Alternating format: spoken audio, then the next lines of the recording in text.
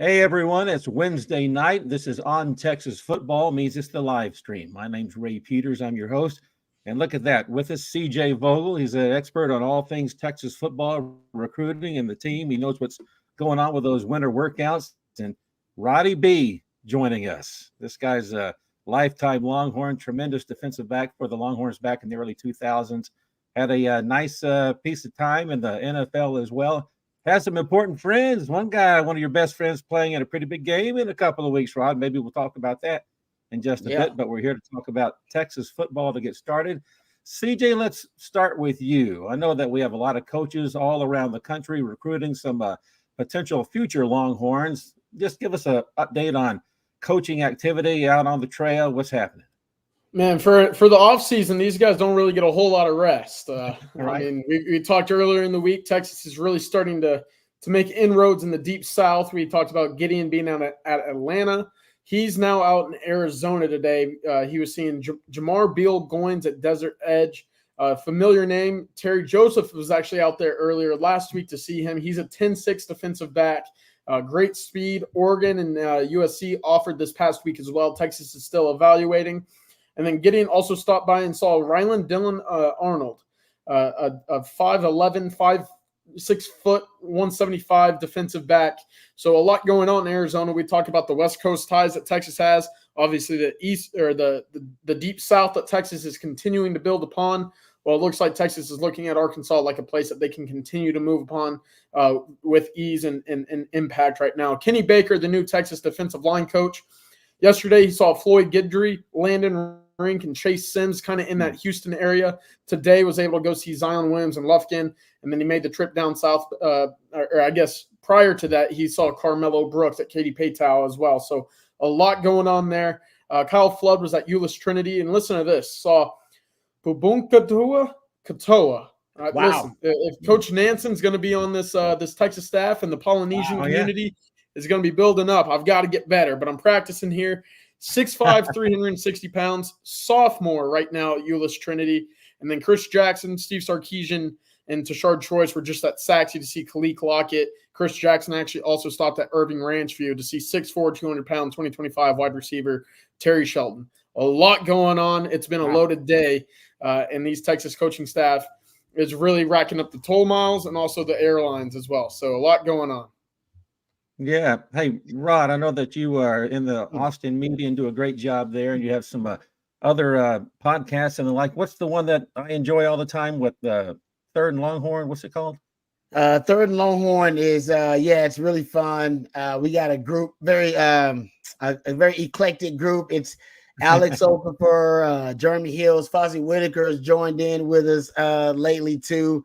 Shout out to my man Nick Shuley, who does a great job. So it's myself and Derek Johnson is a grunt of the group, and basically we try to get as many guys together because all of us are got half of us got families and kids and doing other jobs, got other obligations. So we figure when one or two of the guys can't do it, then the other guys can. So we make it work, and it's great. Third and Longhorn. Shout out to my man Nick Shuley because he really organizes the whole damn thing and puts everybody on the same calendar. But it's really good. It's really fun. It's players basically interviewing players.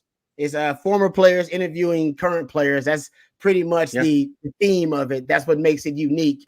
And man, it's really fun. Honestly, it's one of the best parts of my week, getting to film it. So it's always good stuff. And it's, like I said, it's us getting together, having a good time, talking about Texas football, but also talking to the current players about their experience with Texas football. And I just enjoy kind of meeting the guys. I'm like a lot of that's part of it is meeting guys like CJ Baxter, meeting Kelvin Banks, and meeting, I get to meet these. I meet Bert Arbin. And I was like, hey, man, I have to ask him real questions about his hair and strange things. I mean, it's fun to find out about these guys as a personality behind, the face mask, which, by the way, is another podcast my man Alex Okafor has behind the mask. So shout out to him.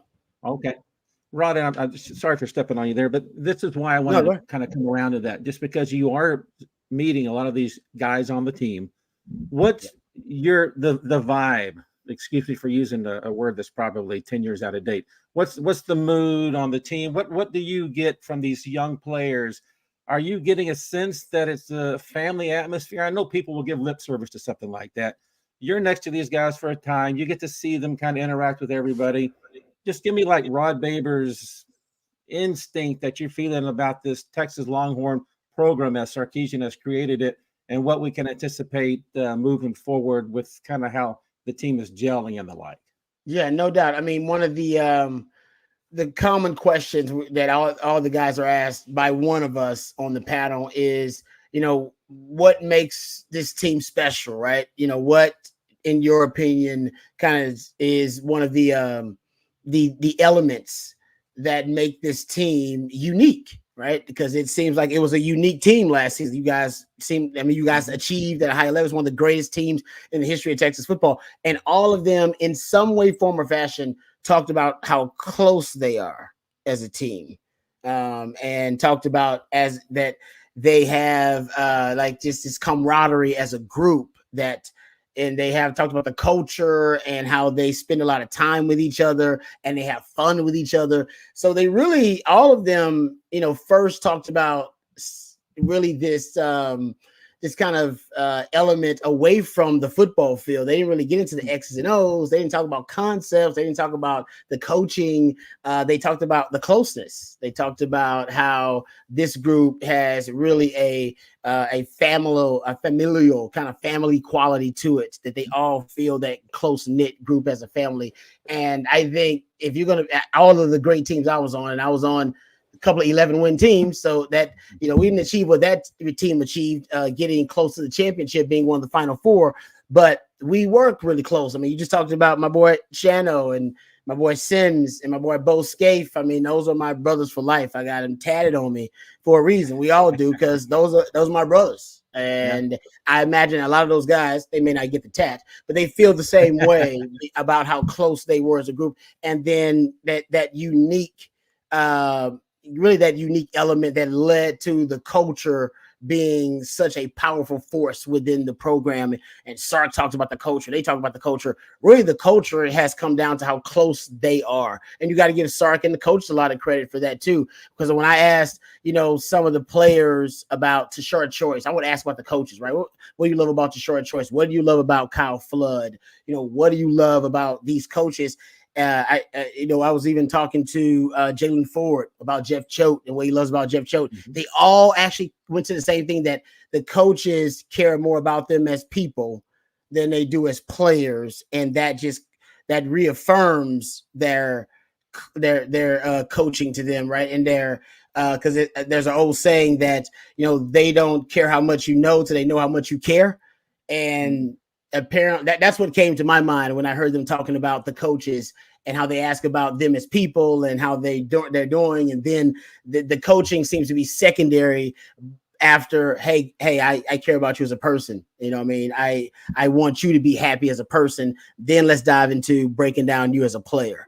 And it's really interesting. I mean, it's I got to tell you, I was taken aback as to, because it reminded me of Mac Brown. Mac Brown was big on the family, and that's why he wanted all the guys to come back, right? All the guys want to live in Austin and be around the program.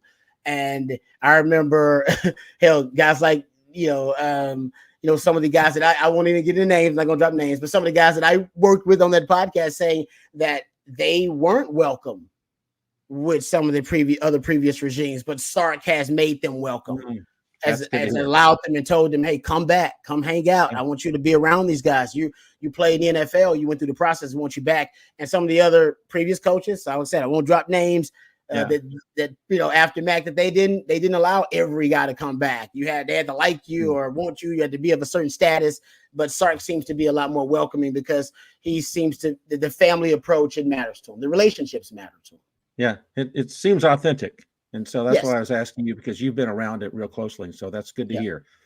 Hey, let's just, and I'm going to we're going to wrap around back to Kyle Shanahan a little bit later in the show, because Cedric Goldman of the Austin American Statesman wrote an article and mentioned you, Rod, about the great bond that Coach Shanahan had with his teammates, and you were one of the ones mentioned. And we'll talk about that tattoo and the like a little bit later in the show. So you can stick around. But let's go to CJ now. So CJ, I know that Torrey Beckton has control of the team at the moment. What can you tell us about workouts? Any news? Anything that can give us an inclination of how things are going on very early in the 2024 year? Yeah, it is early, and it's, becoming one of those exciting moments where you're seeing the new team gel together, not only with the 18 incoming sophomores, but the 7 of the 8 grad transfers also on campus. It's a great opportunity right now to see guys speak up and grow into those vocal leadership voids as well. Right now, you can expect to hear a lot about Anthony Hill, Michael Taff, Kelvin Banks, Jake Majors, obviously on the interior line as well. Gunnar Helm, and obviously Quinn Ewers is a guy we expect to hear a lot more of in the leadership regard. Right now, as in terms of the incoming freshmen, I've heard a lot about Xavier Phil-Sami as a guy that can really, really go and turn it on in practice. Athleticism is not going to be a question with him. On the flip side, Ryan Wingo's a guy that's really exciting at the moment as well. Both of whom were very highly touted and recruited. I'm excited to see how they progress into the spring. And then I'm really eager to see how Jordan Johnson-Rubel starts stepping up. I've heard a lot of promise about how he could, kind of start growing into a role early in his career. He's a bit undersized, but you see it whenever you talk to him. And it feels weird, but you talk to him about the game of football and he gets it. And so I'm hoping this is a time during the winter conditioning and winter workouts that you start seeing those developments and not only his body, but his maturity as a football player as he carries that into the spring to kind of carve out a role for himself. Yeah, it's all about making a name for yourself here, getting noticed by the coaches, then proving it in the spring, and seeing if you get that opportunity in the fall for sure. Thanks, everybody, for the comments that we have over in the chat. Just keep it up. We like to check those out, and maybe we'll pull a couple of comments or questions for you a little bit later. Matthew Hutchison, our super producer, is monitoring that for me, and then when I ask him for some things to put up, he'll do that for us. There's also something called a super chat where you can participate in the show. We'll make sure that we get to your question. Just find that little money bag icon and click on that, and we'll put you in the show. Make sure you like and subscribe as well. But we're very grateful for the folks being here and watching us. Some guys over in Mexico on the Western Peninsula, out in the fun and sun, and he's watching this chat. He'd be out hanging out and looking at bikinis and the like, but that's okay. We're a fun bunch too.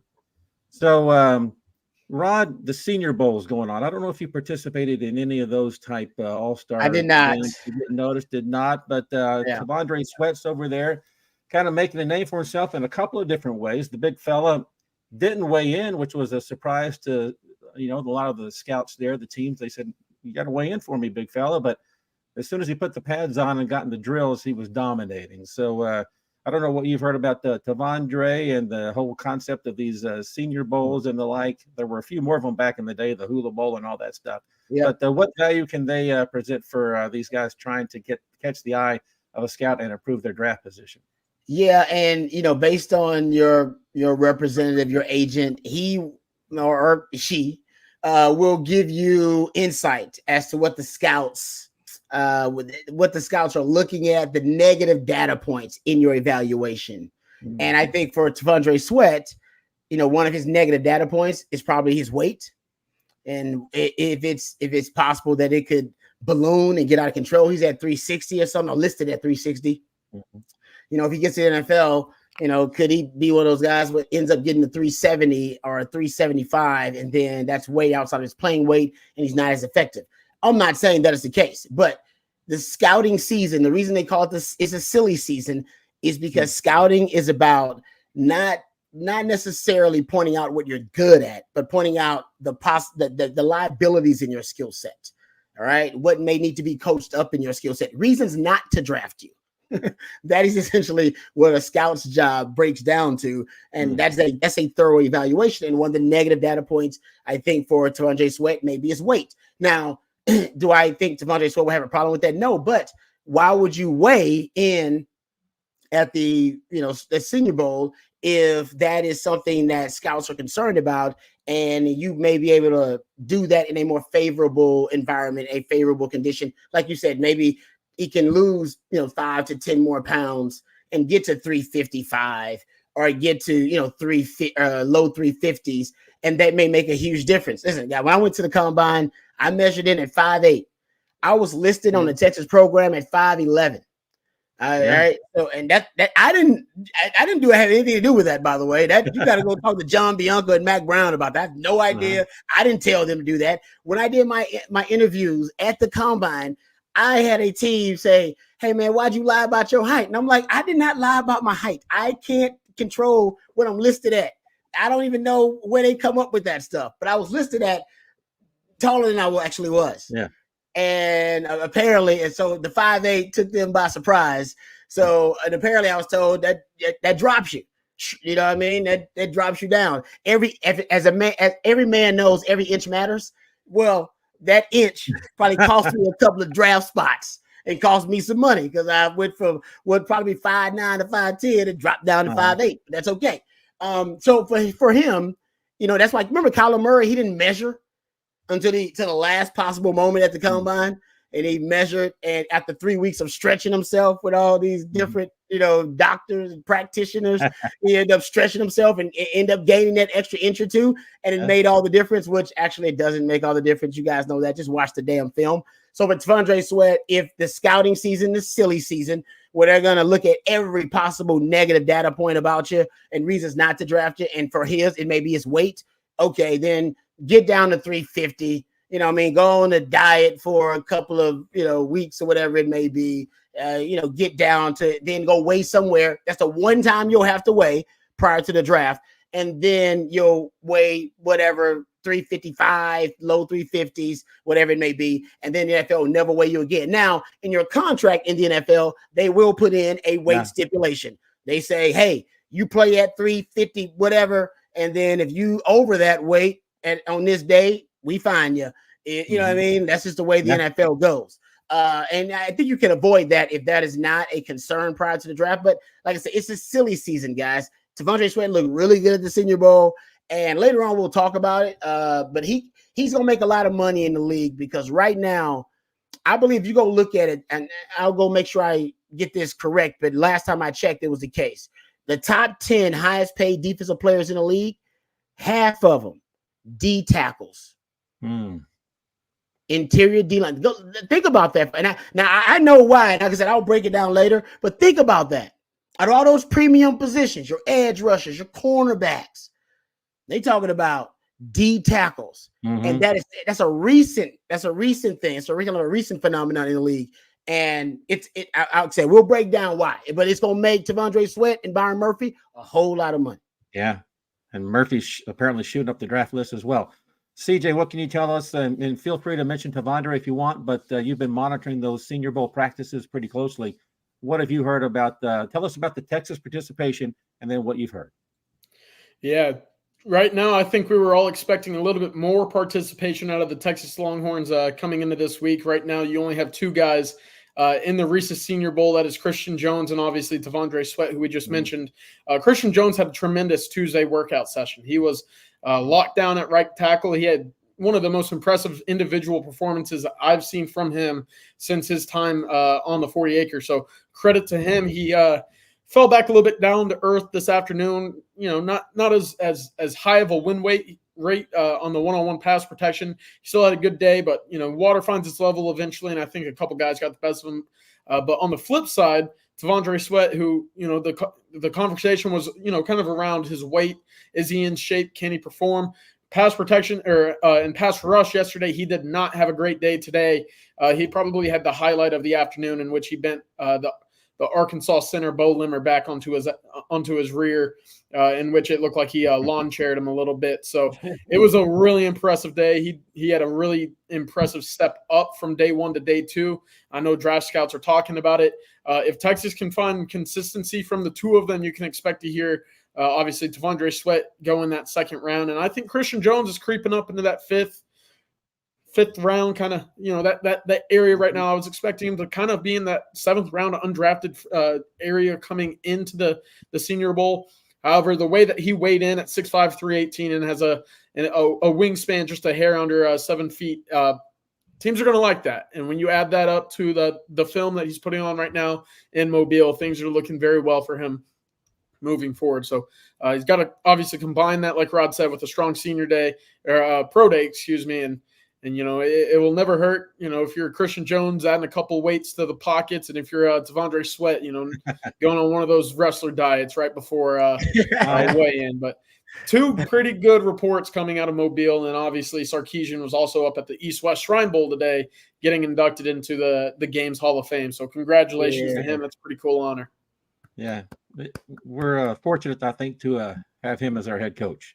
Hey, Benjamin Guayardo at 7:26 p.m. is talking about our running backs. Let's just talk about our running back room while we have an opportunity here. He says he's excited to see the development of C.J. Baxter in the offseason program headed into the SEC. I think that that's been the word from some of the folks over the last year and a half since C.J. Baxter has been identified as a Longhorn potential recruit, then a signee, and coming on board, is that he needed to get into a proper weight room, good dining environment, and the like. Let's go and talk about the other members of the running back room if we can, Jaden Blue as well. Rod, what do you see in terms of our running backs? I mean, clearly we lost Jonathan Brooks with about 3 games left in the season. The other guys stepped up and got us to that Final Four. What's your view of the Texas RB room at this point? I think Sark, the way he utilizes running backs, I think this particular group, it could change. I mean, but Cedric Baxter and Jaden Blue are going to be your main guys, right? I think the bulk of 80% of your carries, if nobody gets hurt, someone knock on some wood there. If nobody gets hurt or injured, and I think for Cedric Baxter, you just said it though, there, Ray, and I think you're around the money. He's got to get in the way. And by the way, this young man CJ, you've probably seen him up close and personal too. I was shocked at how big he is. I mean, just kind of his natural stature, his natural frame. He can pack on easily 10 pounds and you really wouldn't even see it. Like he would carry it really well. Of muscle, nutritionist, dietitian, armor in the weight room, because he's still got kind of he's got his baby body. He's got he doesn't have his grown man body yet. And he's got a nice frame. He's long, he's rangy. So I think when he puts on some armor, he's gonna be a force. There ain't no question about it. And Jaden Blue, they really do actually fit each other well, as one guy has more of a bruising style, and the other guy has a burst. He has explosivity, and that's Jaden Blue. Jaden Blue was clocked last year as the fastest running back in the country. As a ball carrier. Now I'm sure there's some other guys who are in that conversation and maybe faster track times, 40 times, that kind of thing. I'm talking about being tracked on the field by, real analytics. And that's what Sark loves about Jaden Blue, the potential for the explosive play and the big play. Yeah. And I think he's going to start dialing up a lot of plays for Jaden Blue in that regard. In the passing game also, I think CJ Baxter's going to be more of your check down guy. Yeah, check it down. I think you're going to get Jaden Blue with some downfield concepts, some screens. A lot of those plays that Keelan Robinson had last year, I think you're going to get them from Jaden Blue this year. I think really you can transfer him right over because he's got that kind of speed and dynamic ability. The question will be who takes up that other third spot, right? Is this those young guys coming in? You got a nice group of running backs coming in. CJ obviously knows more about those guys. I mean, that will be the question to me. And by the way, if there's an injury, which we had to Jonathan Brooks this year, who's going to be the first running back off the board potentially in this draft, if they do have to supplement some more carries and one of those other guys goes down, who is the other guy that steps up in that role? That'll be the question as that third running back behind those three. Those two. Hey, CJ, I got a couple of this is a two-parter continuing on the running back conversation. Tell me about the signees that we have, the freshmen that'll be on the team coming up. And then let's talk about what Tashard is looking for on the trail for the 2025 class. So first off, tell me who we got in the wings right now, the freshmen. There's a lot of excitement right now around Christian Clark and Jarrett Gibson. Jarrett Gibson, if you've seen a photo of him working out or even just in street clothes, he's looking like he's already gone through a couple winter conditionings. He looks like he can run through a couple faces, if you know what I'm getting at here. So, Yeah. really impressive stuff on his end. He's kind of more of that bruising back that you'll see. He will run through arm tackles. He's obviously not Derrick Henry, but you get that same kind of style with him, in which late in a game you might see him later on in his career be asked to, get those fourth down carries to really wear out a defense. He's only about 5'10", 5'11", but he's built very well. He actually surprised me a little bit down in Orlando for the Under Armour All-American game, how well his hands were able to adjust to get to the ball. That's something that is a staple of a Tashard Choice room and a Steve Sarkisian offense. So that's what you get out of Jarrett Gibson, Christian Clark out of Arizona. He's one that I'm really excited about, and I think he is a little bit more of a holistically well put together running back. He can do a little bit of everything. He can run through you. He can juke you. He can run around you. I think that there is a lot of upside to what he can bring to the table. And I don't think it's any coincidence that Steve Sarkisian said after his National Signing Day press conference that they looked at Christian Clark and kind of looked around at each other and said, Bijan 2.0. I know Sarkisian's been doing that a little bit with a couple guys. He did that with KJ Lacey and Bryce Young. Goes to show how much he likes him. But he did that with Christian Clark and Bijan Robinson. And, you can make the easy lane comparison that, Arizona running backs come to Texas. It worked out the last time. But then you turn on the tape with Christian Clark and you see everything put together. He might be the one that you look at as a third down back, or one of the third running backs, to come onto the field for, whether it be Jaden Blue or CJ Baxter. Those are really the two kind of makeups of the two freshman running backs. And I'm really excited about Christian Clark coming into the spring to see if he's able to get up to speed with the Texas defense. And I want to mention Trey Wisner too, that his name came up in the chat. So I actually just watched the end of the Tech game the other day. And you know what? Well, Trey looked pretty damn good.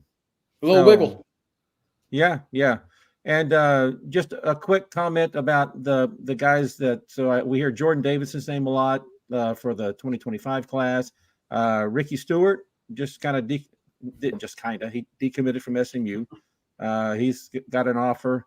I looked at his tape, and I don't know if Matthew was able to find his huddle or not, but that's okay if you don't, my man. But this guy doesn't get tackled for about 6 minutes on his 9-minute tape.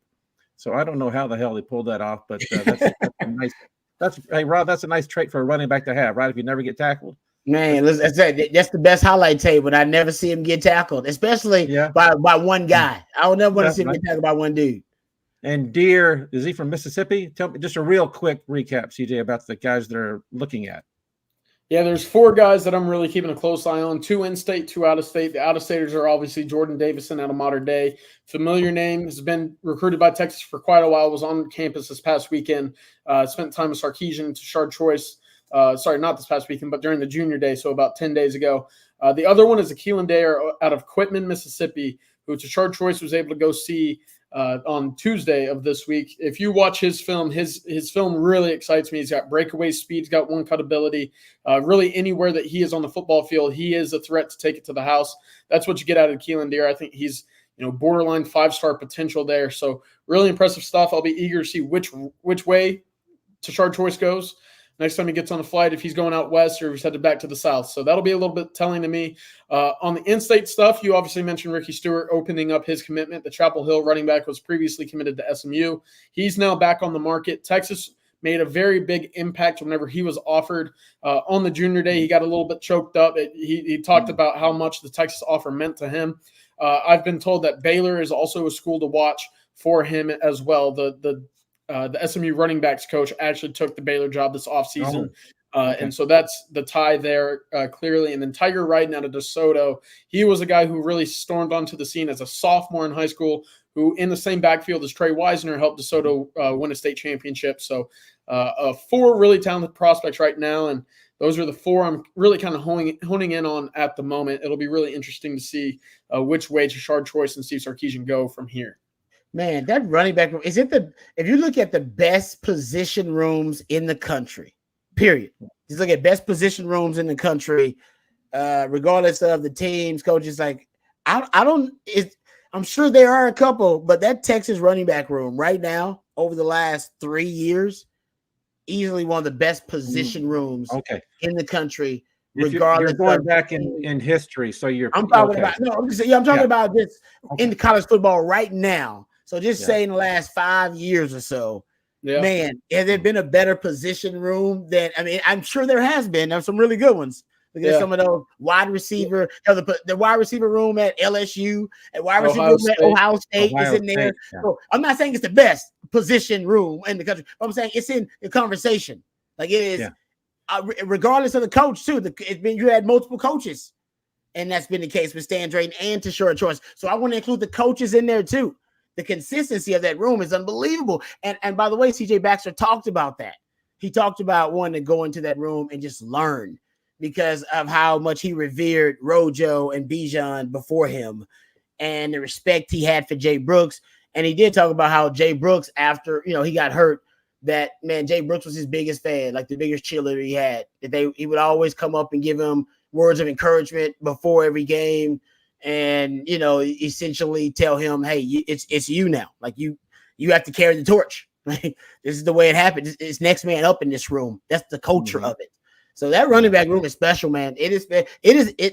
That's what started the culture at Texas. It was in that running back room, the reinvention of this culture right now. Yeah. Yep. Hey, Matthew, at 7:41, I'm going to kind of throw you a curveball with the order here. 7:41, Burt Reynolds Jr.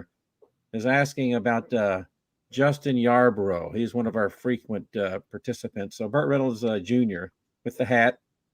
He says, can we get a bean counter tally on how much Justin Yarbrough, the master, spent on Texas football super chats for the last 6 months? Back up at 7:38, we got that super chat from Justin. So, Justin, at least Burt Reynolds is paying attention. And so are we, buddy. Thank you, man. We appreciate your super chat. Justin's here every week. So we're it's family, baby. We're grateful for that, fella. I think I've said before, I hope that the missus isn't looking at the credit card receipts. But, that's all right. I'm sure he's doing really well for himself. But this is for Mr. Roderick Babers. So he says, Rod, what's tougher, the off-season workouts or once you get to fall camp? Plus, is it harder for you guys to stay focused during this time of year versus your fall camp? So I guess fall camp, we're talking about lead up to the summer, all that stuff. So that's I don't know if you can digest that and let us get the player's perspective. Yeah, do you like the heat, Rob? Yeah, I was gonna say exactly right. I mean, and even in fall, they call it fall camp. Man, it's hot as hell still in Texas in August. There ain't no fall. It don't feel like fall at all. It's hot. It is hot when you do off-season workouts because that's when the spring starts. And it's still at least I think it might be cooler in the spring in Texas than it is in the fall. In August. I don't know which one, but either way, they're tough. That's a great question. That really is. That's a really good question. I will say for me personally, the off season in the spring, those workouts were the toughest. Off-season workouts were the toughest to me because Mad Dog. First of all, Mad Dog this dude was unbelievable. In terms of the limits he would push us to, because mental toughness was his thing. So I think he was studying like Navy SEAL stuff and we would do weighted vests in the heat with in the sand pits. And we'd have weighted vests on in the sand pit doing plyometrics. And oh man, the amount of dudes just falling out, dragged out of that sand pit and just it felt endless. So for me, it was the off-season workouts. Training camp, putting pads on is awesome. I put the pads on. Oh, dude, that's what you live for. I get to put the pads on. I'm all good, baby. Off-season workouts, I don't get to put the pads on. I'm just out there running. All right, they're just out there running. That ain't what they say on Eastbound and Down. Hey, man, I'm an athlete. All right, I'm great at sports. I'm not great at exercising. That is it's the workouts they're hardcore. Now I don't know if they do it like they used to do back in the day because I know now they're a little bit more cautious about some of that stuff. Back in my day, we did 2 a days, actual 2 a days, pads on both times, 2 practices. Now they don't even allow that. They've disallowed that because they decided it was inhumane, which it was. All right, by the way, but that didn't matter. All right, it was all about mental toughness. So I think for me, off-season workouts are way tougher because when I put the pads on, I'm down to do anything with the pads on. Like that's the pads on, baby. So that's to me, I'm in my alternate persona kicks in, and I'm Black Caesar then. So hey, Rod B ain't even we're different. We're in a different game altogether. Pads on is what you want. Because think about it, guys. That's why football is so sad when you're done playing. You never put those pads on again. You can go play basketball 5-on-5 if you want to somewhere. You can even go play baseball somewhere. They're putting those pads on. They make you sign waivers to put them pads on. You can't just put those pads on somewhere. You don't put the helmet on. When you take that helmet off, it's probably hey, CJ, you played football, right? In high school, you played football? When's the last time you put a helmet on? Yeah, high school, senior year of high school. Exactly. Dude, put that helmet on is sacred. You only do it a few times. I got that one back there. I'll say over this shoulder. But I got to do you don't put that helmet on a lot, man. It's why they give it to you. It's like it's sacred. They give it to you, man. They're like, hey man, take this helmet with you. We know. You can always relive it somehow and put it on there. I feel like the Mandalorian. This is the way. I put that helmet on. Different, man. It's a different world altogether. I don't know how you have time to watch The Mandalorian, but we're grateful for you being on this channel 50 times a week. We had some good chats there. Let me find where I was talking about all that stuff. But Justin Yarbrough, some people were like guessing on what he does for a living because he's so generous with the super chats. I'll be a doctor. And then Justin said, LOL, 7:45. He says he works in the refinery, so he's a working man. So we appreciate it. Those refinery dudes make some pretty good money, though. I saw that on the Urban Cowboy back 45 years ago. Yeah, well, Bud.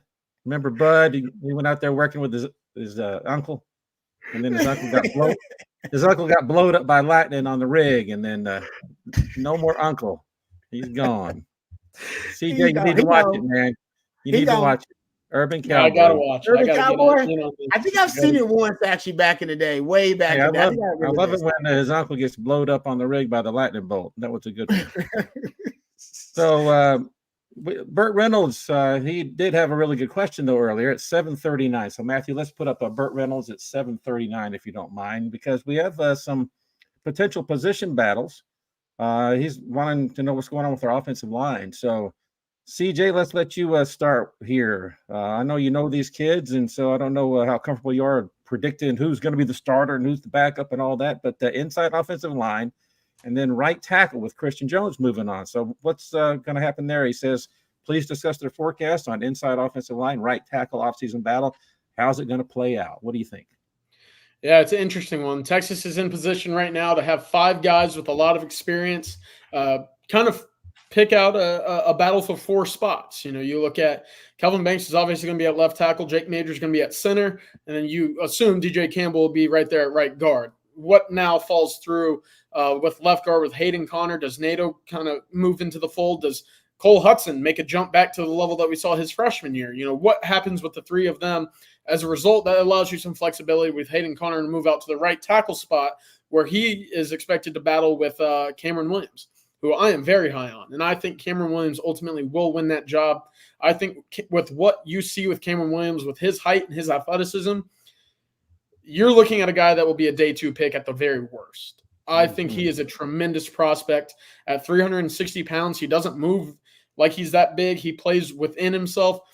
Very rarely do you ever see him lunging in pass protection. He's a very patient player. And as you learn with guys that are that big and have that, kind of large of hands, once they get your hands on you, you might as well just, sit back down and wait for the next snap because you're not going anywhere.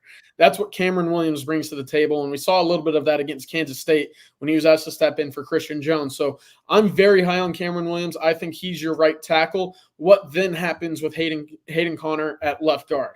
I like Hayden Connor there. He has 30-plus starts for his career. He's been around the block a few times, whereas it's been a full year where we've seen a healthy Cole Hudson, and Nato Umeozulu has yet to really play meaningful snaps. I love what Cole Hudson does. And if you're looking to get more physical in the interior, he's probably what you do or where you go because he has that history of being a triple option offense from the high school ranks. He had I thought he had a great freshman campaign as a true freshman. But that then leads you to the question of how are you going to get Nato Umeozulu on the field? Are you worried about him portaling? DJ Campbell's not going anywhere, and you have two guys right now at left guard. That's kind of the spot right now. Obviously, there's going to be cross-training at center as well with Jake Majors, but at this point with 45-plus starts, it's hard to think, going into his, fifth year, he won't be on the field at some point or in some capacity. So that's really how I see it shaken down at the end of the day. I know it's January 31st right now, but I would have to imagine the offensive line's looking something along the lines of Kelvin Banks. I'm going to go with Hayden Connor, but I could see that spot. That's really the biggest question mark right now. Jake Majors, DJ Campbell, and then Cam Williams. And then one other caveat that we had, could probably discuss a little bit, but you're going to have DJ Campbell, who's been susceptible to stunts, twists, and games, next to a first-time starter with Cam Williams. Do you want to break them up? Do you want to say, hey, DJ, come stand next to Kelvin Banks, our best pass blocker, and be sandwiched in between who we know is a very smart guy in Jake Majors, and we'll figure out what goes on at right guard now? Or do you trust that DJ Campbell and Cam Williams can mold together and really get things right on that right side of the offensive line? That's up for Kyle Flood, and that's for us to discuss the hypotheticals and what could happen. That's something that he's going to have to figure out this spring, just how the offense works at its best and at its peak on the offensive line. Yeah. Roddy B, I know that these guys didn't measure. They're not going to measure 5'8" at the combine. So I know that this is not your world, offensive line. But back in my day, I've been a sportscaster or was for decades. And so I've been around them. Some of the smartest guys on a football team are the offensive linemen. Yeah. And I think that you'll agree with that, right? All the future orthopedic surgeons are usually offensive linemen. So that's smart guys. I agree. That's a bright bunch. What's more valuable for an offensive lineman? Physical, brute strength, or that intelligence to know the calls, know their assignments? Just from your perch out there at the corner, what's your opinion on that? That's a great question. Thank you. I get one a year. That is a good question. Do you want the guy that's just nasty with the disposition and all the kind of the perfect frame to play O lineman, or just the intelligence overall, right? A guy like Dan Neal comes to mind. Dan Neal was an undersized O lineman, but extremely intelligent. Dan Neal's a guy that I know really well, extremely intelligent offensive lineman.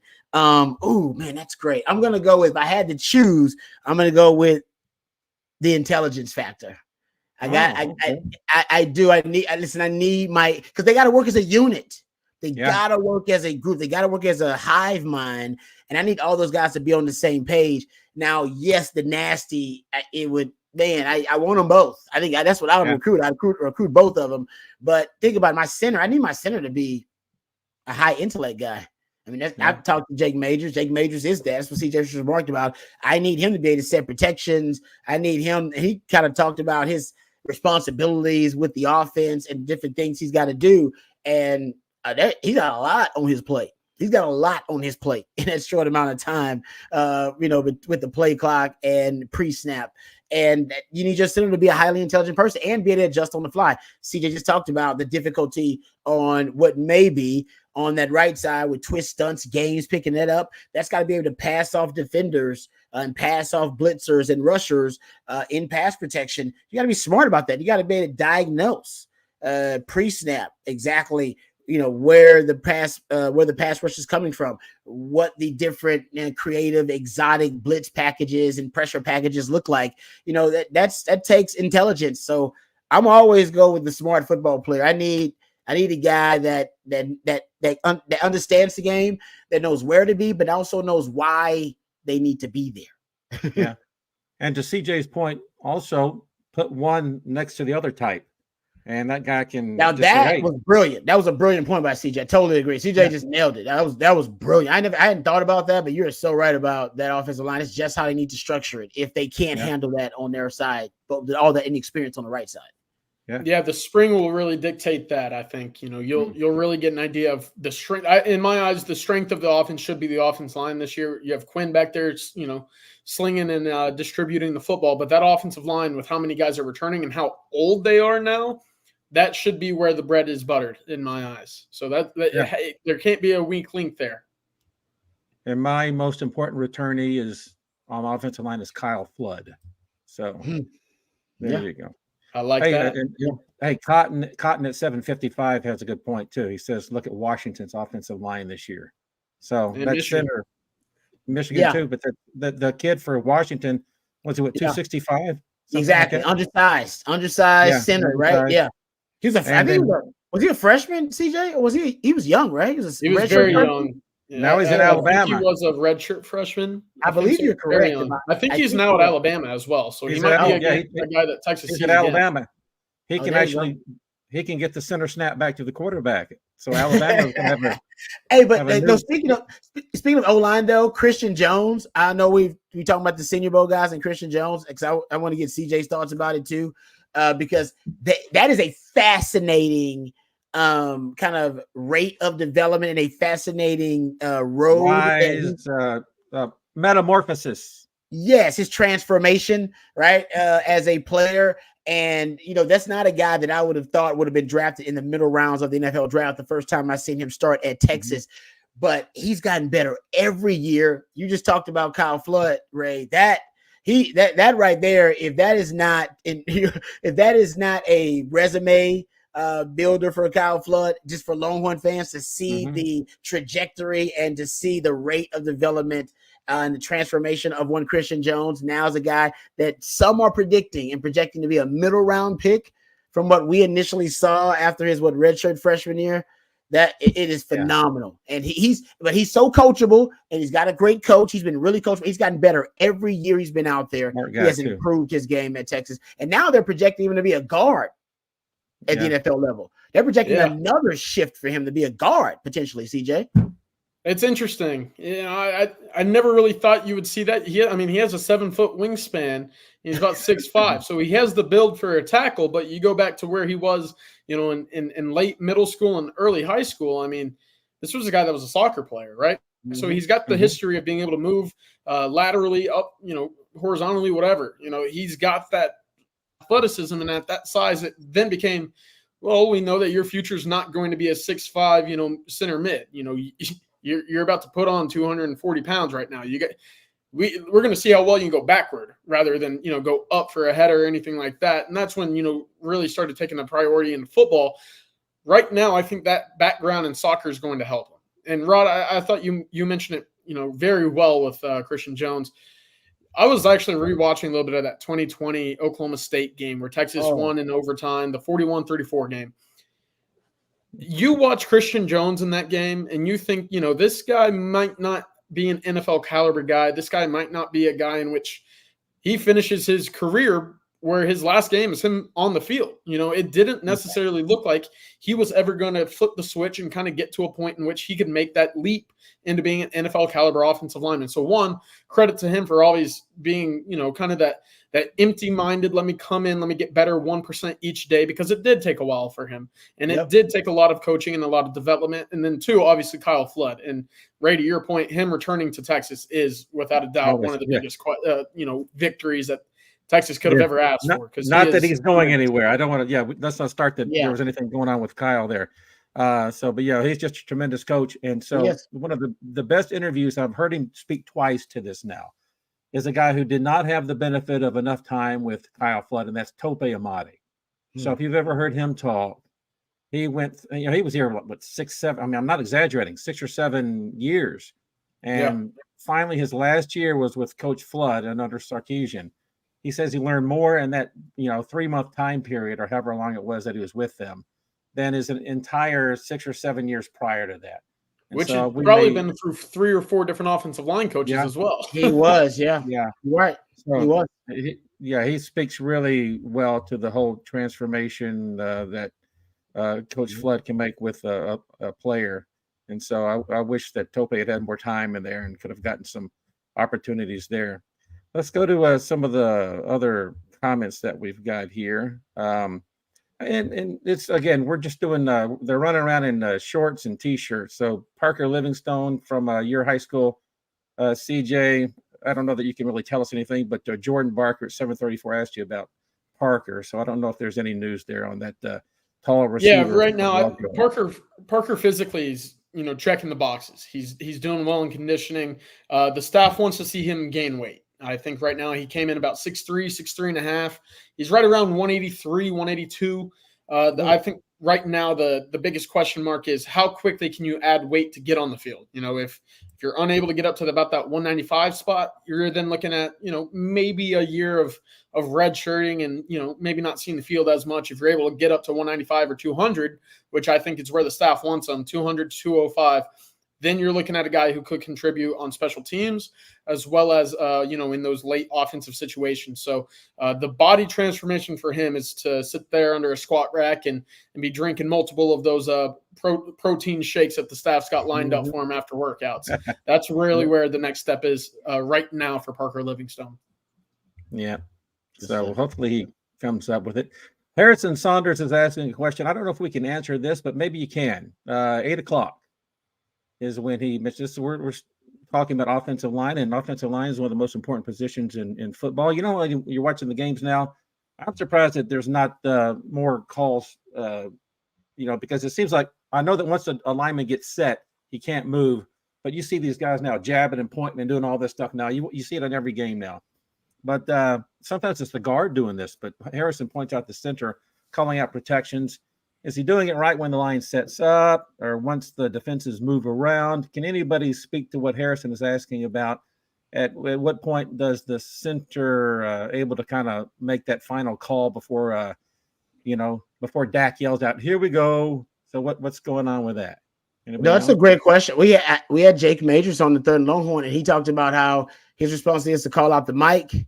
And, within the defensive formation, sometimes it's a different guy. You got to figure out who that is. And based on that, you're gonna set the protection and all the different responsibilities he's got. It's like I said, it's a lot on his plate. I would obviously be a little bit ignorant. I don't know exactly what he has to do. I'm not even an offensive lineman. I didn't play the position. But I'm with you. That's why from the defensive side, I'm a fan of multiplicity. I want my linebackers, I want my back seven guys to be able to play multiple positions. I want my off-ball linebacker to be able to play Will, to be able to play Mike, all right, to be able to play the Sam, so that when Jake May is identifying the Mike, that he'll get it wrong. Because I can shift and move my guys all around, and they can play different roles.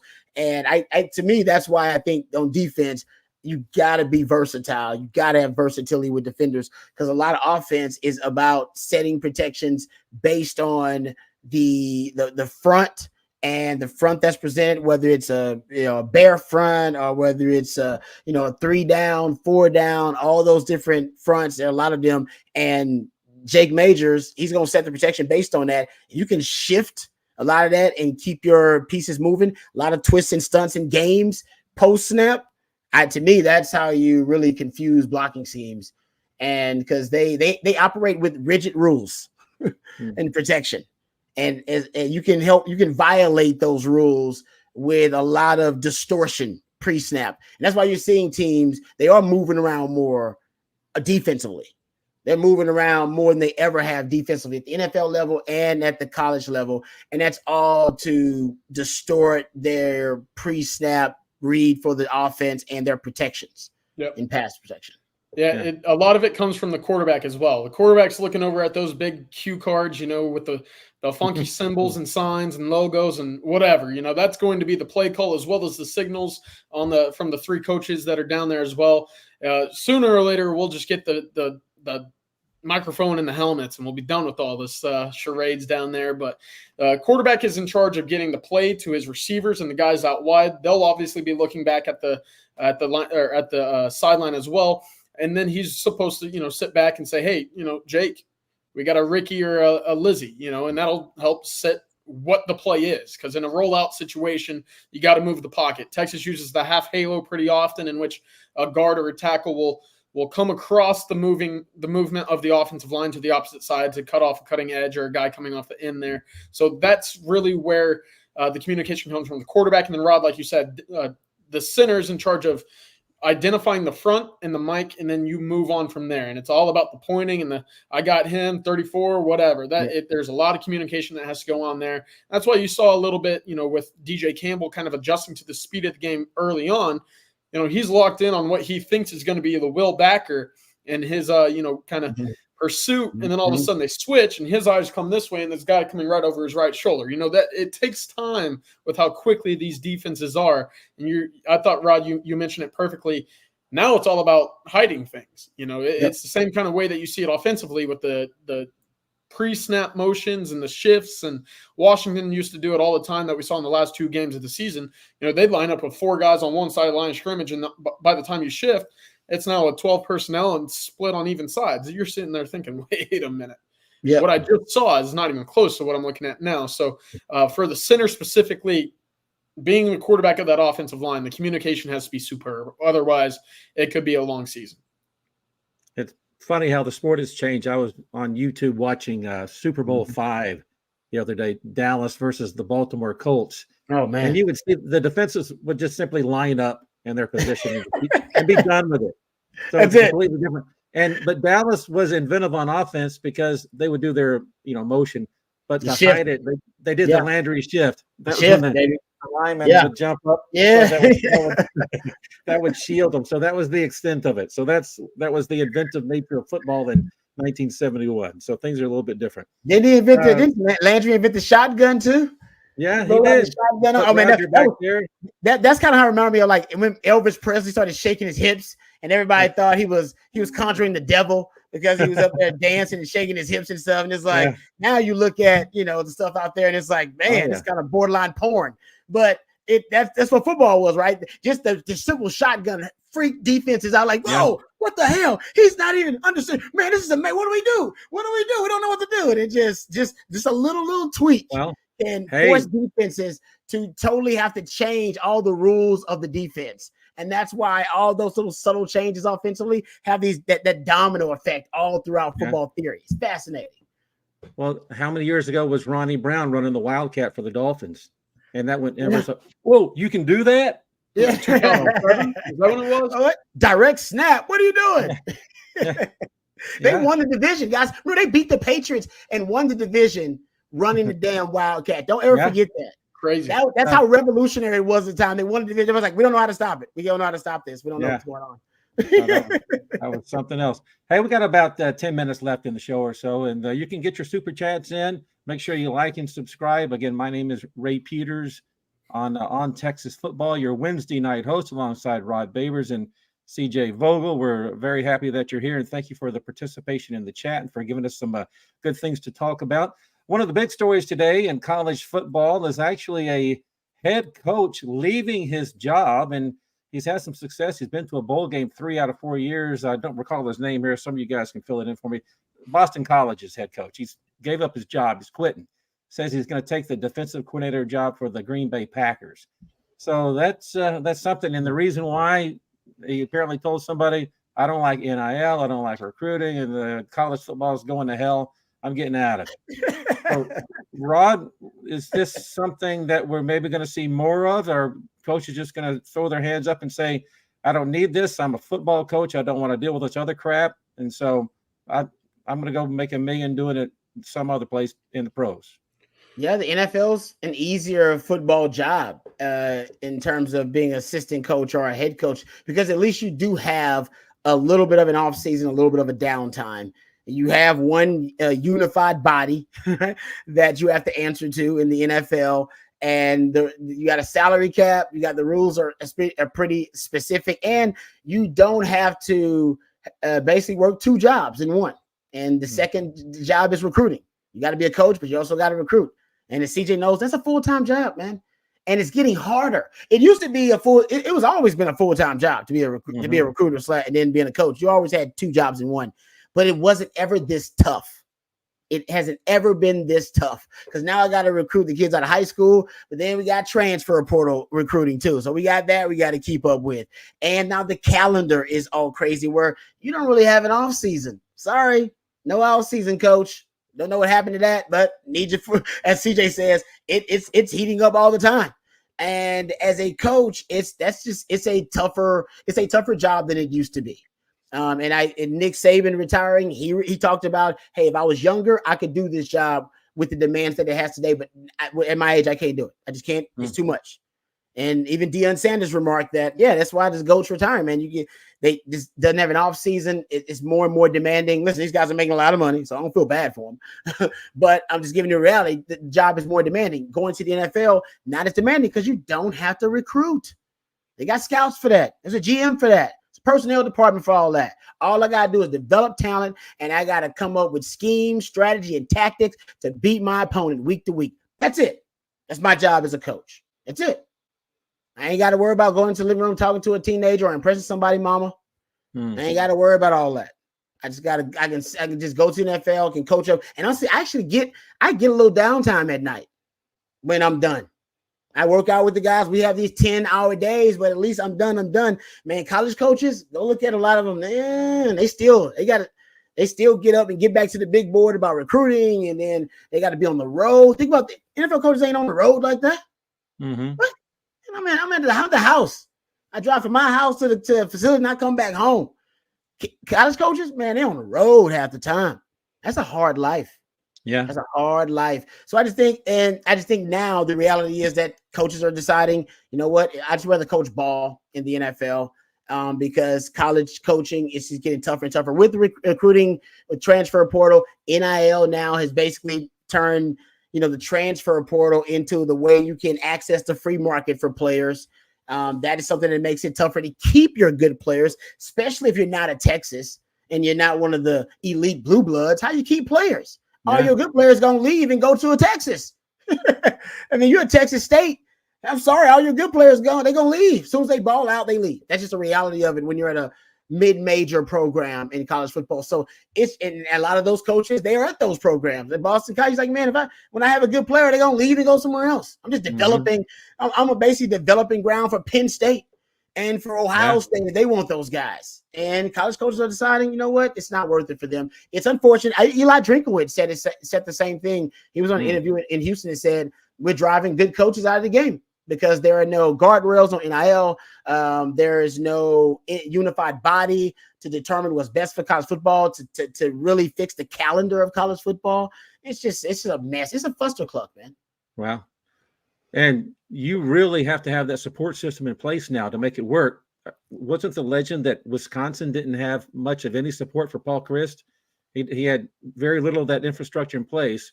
So can you imagine Sarkisian not being able to have a Billy Glasscock or Brandon Harris or any of those guys helping do a lot of that legwork, right? Be a disaster. Yeah, exactly. So they really need to have that support with them. And we got a coach who's got some pro experience. I don't want to start anything, but if he ever gets tired of that stuff, then maybe Sark. I mean, the NFL would probably be more likely for him than college if you think about it, right? Yeah, because think about now the schemes. It used to be like, oh, it's a pro style offense. This is a college offense. Now, they're more alike than ever before, right? These are just modern offenses, very progressive offenses. So Sark's offense does fit the NFL, coached the NFL. Hell, Al Davis wanted him to be coach of the Raiders back in the day when he was a prodigy. 29-year-old, whoever it was, right? Yeah, right. He was a prodigy, and he turned it down, and I think that was probably the right thing to do for Sark at the time. But yeah, so I don't doubt that at all. I think if Sark wins a national title at Texas, there needs to be some concern. There should be. I think it's rightfully, if he wins the national title at Texas, you need to be worried about him making the hardball leap because the NFL would be interested if he achieves that at Texas. And honestly, I think he's got a shot. He's got a real good shot at it in the next few years here. Yeah, I think that he can win. And I want Steve Sarkisian to stay right here. And I know we're not talking about the but just the conversation that we're having. Yeah, that's all that we're having there. Hey, speaking of successful coaches, let's kind of wrap this up. I'm going to give you a couple minutes to talk about one of your best friends, a man named Kyle Shanahan.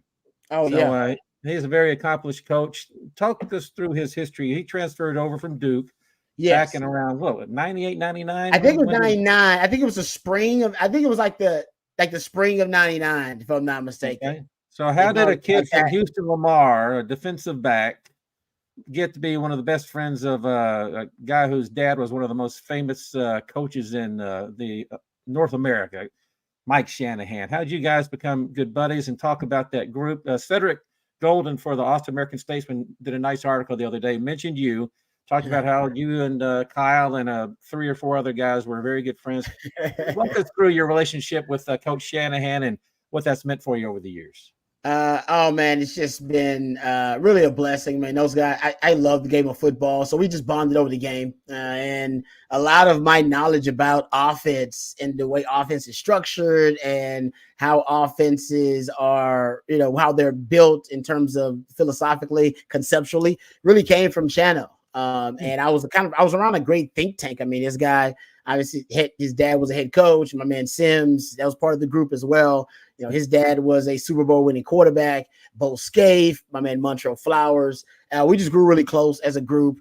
My man Bo Skis at one time got a tat because he loved the group that much. He got a tat with the wood, which is a W with the group. Don't ask me to go into detail about it. But so we didn't want my man Bo Skis to be by himself because we love Bo Skis. We want people to make fun of him and mock him. So everybody in the clique, everybody in the crew, we all got the tat. We all got our own tat, not the one he got. We all got our own individual tats. And so we, mark the occasion and mark the brotherhood pretty much. That's the gist of it. And yeah, man, we every few years or so we get to meet up somewhere. I believe Vegas maybe this year, maybe the spot. I know Sim's gonna be there because he's working it. Bo Skis is definitely gonna be there. He's a West Coast guy. He lives in Colorado. So Trail and myself will be the only stragglers trying to get out there to meet up with the crew. But yeah, man, it's been fun. I mean, he's a really kind, gracious dude, but knows ball. I mean, I can tell you right now, I've never met somebody that knows more football than Kyle Shanahan. Wow. Actually, I lied. Mike Shanahan. I met his dad, so I lied. But no, man, he really is. He eats, sleeps, breathes it. I hope he wins a Super Bowl because if he don't, it is gonna haunt him forever. And he is obsessed with the game. And like I said, he took me went to our first Super Bowl in what was that? The Super Bowl in Atlanta. Yeah, we went to that Super Bowl together. And we went to the H-Town Super Bowl together, the Patriots, Panthers, I think it was. And we went to the So we try to go to Super Bowls every now and that's kind of how we kind of get back all together because everybody's got busy schedules. And the Super Bowl is kind of one of the spots that we can unite.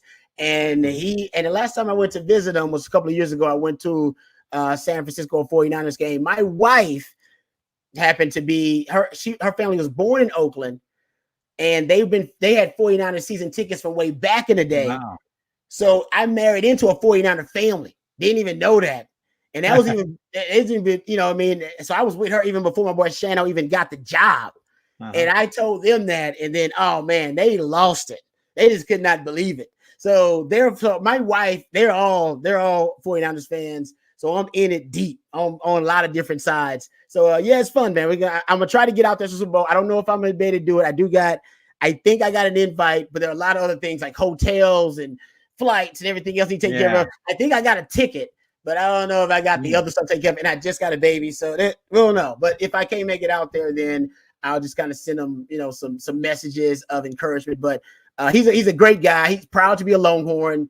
For those who don't know, like he's really proud. He's really happy when Stark asked him to come back to the university and that kind of stuff and speak to coaches, the coaching clinic, that kind of stuff. So I'm proud to call him a friend. And he's a hell of a coach. I hope he wins, man. I hope he gets his Super Bowl. It's been something that's been haunting him for a while because he's missed out on 2 already. One as a coordinator and one with a double-digit lead on Patrick Mahomes. Yeah, so we'll see what happens. But I'm in the camp of rooting for. I'm a Cowboys fan, so it's kind of hard to do it. But I'll be rooting for the 49ers coming up. And what is today? Wednesday, about 10 days from now. Exactly. So almost 2 weeks. Hey, are you wearing a DBU hat tonight? I don't know if you can always tell what. Yeah, man, that's DBU right there. Shout out to Jameson, Washington wants to know when these things are going to go on sale. I don't know. Are they available to the public, or do you have to be a member of Last Stand DBU hat, to wear it? man. Yeah, Last Stand hats is where I got it from. This is a throwback, though. I hope I may have this one still. This is an old one that I brought out, but yeah, man, Last Stand. I'm feeling good about the DBU. I ain't gonna lie. I used to have a couple of DBU hats that I used to sport all the time, and I don't know why. Subconsciously, I stopped wearing them. You kept them in the closet, huh? Yeah, I stopped wearing them. But this group now, Makuba coming in, Janae Barron coming back. You got Derek Williams on the rise, Terrence Brooks, Malik Muhammad. Shout out Taft Daddy. I'm wearing my DBU stuff again. So shout out to the DBs, baby. Hey, CJ, I heard Bobby say the other day Wardell Mack is making an impact. Have you heard the same things about? Because you don't always hear about. You hear all these other names. Wardell Mack was what Bobby came up with. What are we hearing about that kid?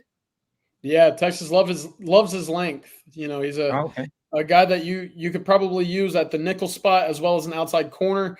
Versatility, he had film at safety even. So really anywhere in that secondary, you could throw him around and find him being impactful. The speed and agility are 2+ notches under his belt. So good impressions early on. I don't have any further than that.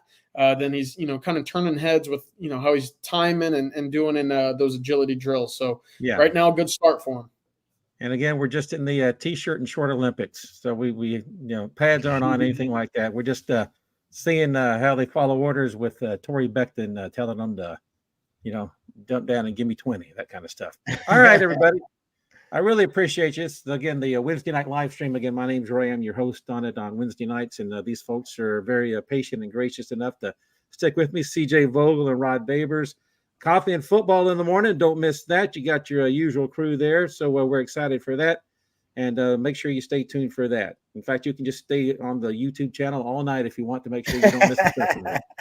But again, you might not want to do that. You might get in trouble. But anyway, again, my name is Ray for CJ and Rod. We're so grateful you joined us. I'll be back next Wednesday as well. And this crew here will see you in the interim. But we really appreciate you. We love Texas football. And thank you for joining us. As always, hook 'em. Hook 'em.